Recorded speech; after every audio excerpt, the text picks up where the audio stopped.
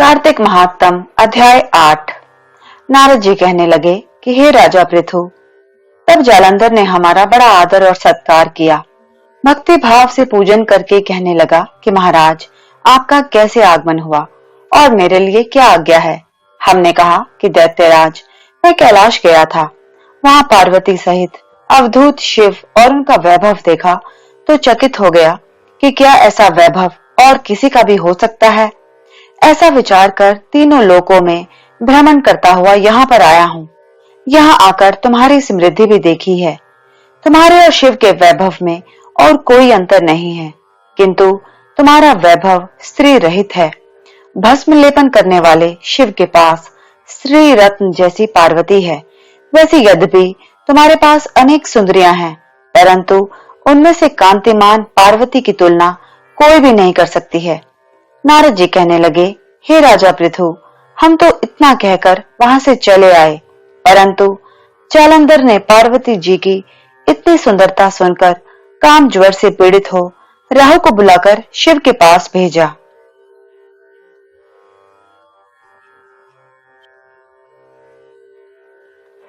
राहु उसी समय चंद्र के समान उज्जवल कैलाश को काला करता हुआ द्वारपाल नंदी द्वारा रोके जाने तथा शिव के सामने उपस्थित किए जाने पर उनसे बोला कि हे शिव, तीनों लोकों के नाथ और सब रत्नों के स्वामी जालंधर की आज्ञा सुनो।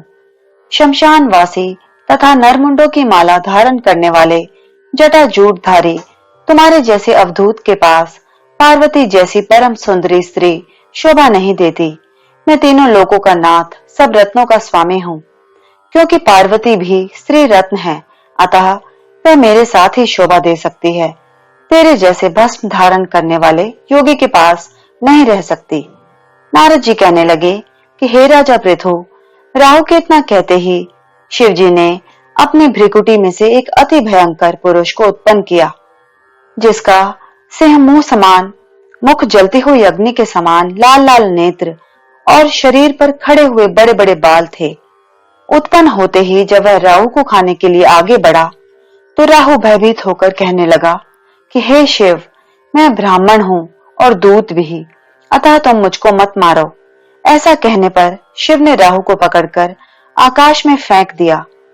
तब वह भयंकर पुरुष राहु को छोड़कर शिव के पास आया और कहने लगा कि मैं भूखा हूँ, मुझे खाने के लिए कुछ दो। तब शिव जी ने कहा कि तुम अपने हाथ पैरों को खाओ।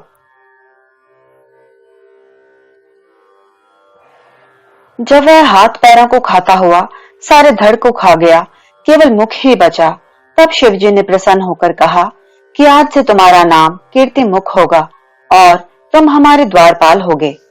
पहले तुम्हारी पूजा होगी, तुम्हारी पूजा बिना हमारी पूजा निष्फल होगी। उधर राहु आकाश में जाकर बर्बर देश में गिरा। राहु की ऐसी दशा सुनकर जालंधर को बड़ा क्रोध आया और वह दैत्यों की 1 करोड़ सेना लेकर अपनी पुरी से बाहर निकला। बाहर निकलते ही सामने एक आंख वाले शुक्राचार्य राहु मिले। इनके अतिरिक्त और भी अनेक अपशकुन हुए, परंतु वह रुका नहीं। तब दैत्य सेना सारे आकाश में छा गई। जब देवताओं ने जालंधर की कैलाश पर चढ़ाई देखी तो छिपकर शिवजी महाराज को खबर दी। शिवजी ने उसी समय विष्णु भगवान का स्मरण किया। स्मरण करते ही भगवान वहां आकर उपस्थित हो गए। तब शिवजी ने कहा कि भगवान, आपने देवताओं को पीड़ा देने वाले इस दैत्य को मारा क्यों नहीं? इतना ही नहीं, आप वहां जाकर उसके घर में विराजमान क्यों हो गए? तब विष्णु कहने लगे कि यह आपके अंश से उत्पन्न हुआ है और लक्ष्मी जी का भाई है, इस कारण हमने इसको नहीं मारा है। यह आपके हाथ से ही मारा जाएगा। तब शिवजी बोले कि वह तेजस्वी दैत्य हमसे ऐसे नहीं मारा जाएगा। आप सब इसको मारने के लिए अपना अपना तेज दीजिए। तब विष्णु सहित सब देवताओं ने अपना अपना तेज दिया। इसके बाद शिवजी ने उस तेज को इकट्ठा करके ज्वालामाली सुदर्शन चक्र बनाया और वज्र बनाकर जालंधर से युद्ध करने को तैयार हुए। शिवजी के भूतगणों की सेना में समस्त देवगण भी आकर सम्मिलित हो गए।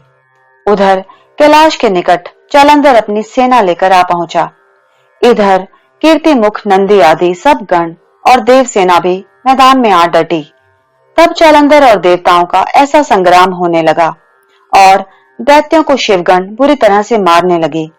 गणों की इस मार से घबराकर दैत्य सेना भागने लगी। दैत्य सेना को इस प्रकार भागते देखकर जालंधर के सेनापति शुंभ और निशुंभ तथा काल नेमी आगे आए। इनको देखकर दैत्यों ने अनेक प्रहार किए, जिससे देव सेना मार खाकर भागने लगी। तब गणेश और शुंभ का महाघोर युद्ध हुआ। इस बार अपनी सेना को भागते देखकर जालंधर स्वयं रण क्षेत्र में आया। देव सेना की ओर से वीरभद्र अनेक प्रकार के प्रहार जालंधर पर करता रहा। तब जालंधर ने क्रोध में आकर अपना परिध उस पर दे मारा और उसके रथ की पताका काट दी। साथ ही जालंधर ने बाण वर्षा करके देवसेना में भगदड़ मचा दी। अपनी सेना की ऐसी दशा देख स्वयं शिवजी बैल पर चढ़कर युद्ध के लिए आए और आते ही दैत्य सेना पर बाणों के तीव्र प्रहार किए।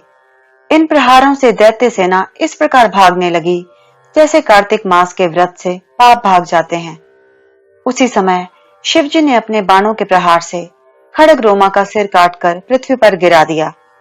तब जालंधर ने महाघोर ललकार की तो शिवजी ने उसके रथ के घोड़ों और सारथी को भी मार गिराया। तब जालंधर पैदल ही अपना खड़ग लेकर शिवजी की ओर दौड़ा।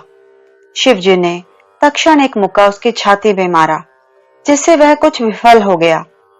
इस प्रकार जब दैत्य ने देखा कि शिव अजय है, तो उसने गंधर्व माया रची। गंधर्व और अप्सराएं नाचने और गाने लगी।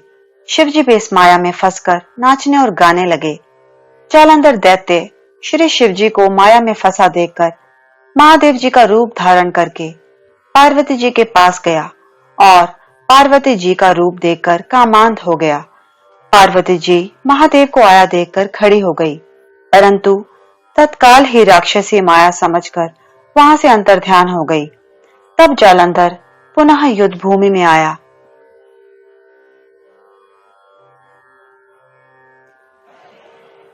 उधर जालंधर के चले जाने के बाद पार्वती जी ने भगवान विष्णु का स्मरण किया। तब भगवान विष्णु ने वहां उपस्थित होकर पार्वती जी को आश्वासन दिया।